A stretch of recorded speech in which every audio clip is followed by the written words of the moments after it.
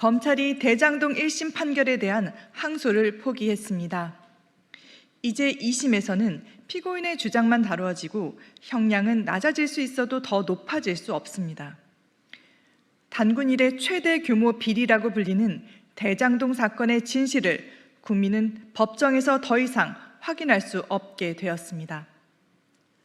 검찰이 포기한 것은 항소가 아니라 국민입니다. 더욱이 이 사건은 항소 포기 결정이 단순한 법리 판단이 아니라 정권의 정치적 판단이 개입된 결정이라고 볼 수밖에 없다는 점에서 매우 심각합니다.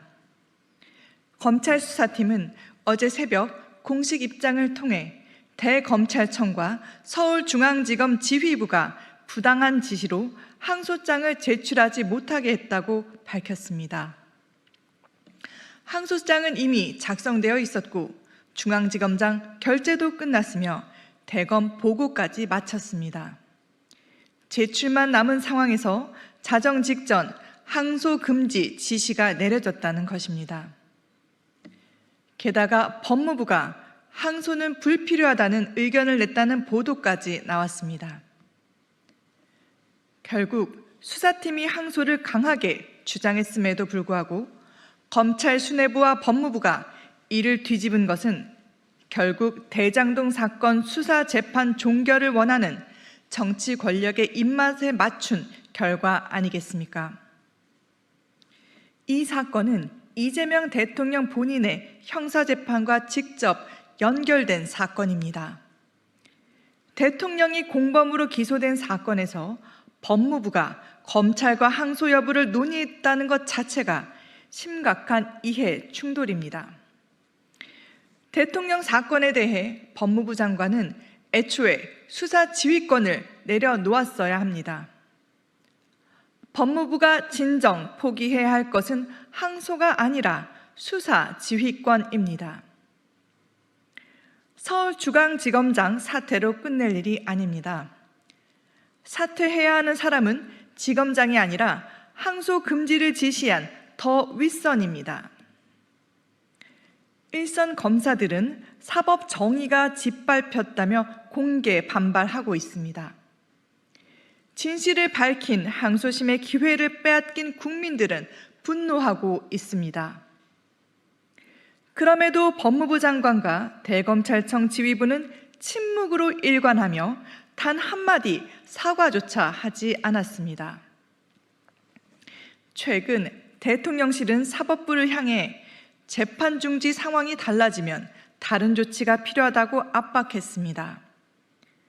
재판 결과가 마음에 들지 않으면 조치를 취하겠다는 것은 재판 불복 선언입니다.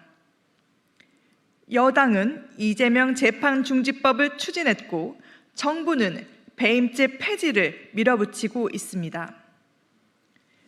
사법부를 흔들고 법을 바꾸려 하고 이제는 검찰의 항소까지 막았습니다. 모든 흐름은 한 방향으로 흐르고 있습니다. 모두 대통령 한 사람을 위한 방탄입니다. 이것은 명백한 직권 남용이며 수사 방해이고 검찰을 정치의 도구로 삼은 검찰 농단입니다. 법치는 대통령도 예외가 아니어야 합니다. 그러나 지금 대한민국은 대통령 한 사람을 위해 법치가 멈추고 있습니다. 국민의힘은 분명히 요구합니다. 이번 항소 포기 결정의 최종 책임자는 법무부 장관과 검찰 지휘부입니다. 그들은 권력의 눈치를 보며 정의를 저버린 데 대해 국민 앞에 즉각 사죄하고 책임을 져야 합니다.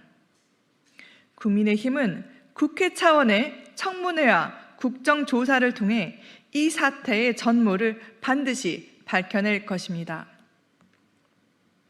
국민의힘은 이번 대장동 사건 항소 포기 사태를 정권 차원의 사법 개입이자 정의의 후퇴로 규정합니다.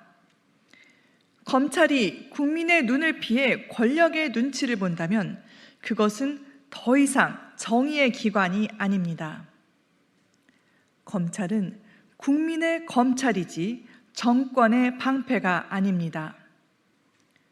검찰을 멈추게 하고 사법부를 흔들며 법치를 무너뜨린 책임 반드시 묻겠습니다. 김영삼 전 대통령은 말씀하셨습니다. 닭의 목을 비틀어도 새벽은 온다. 아무리 권력이 진실을 억누르려 해도 정의의 새벽은 반드시 옵니다. 국민의힘은 그 새벽의 시작을 국민과 함께 열겠습니다.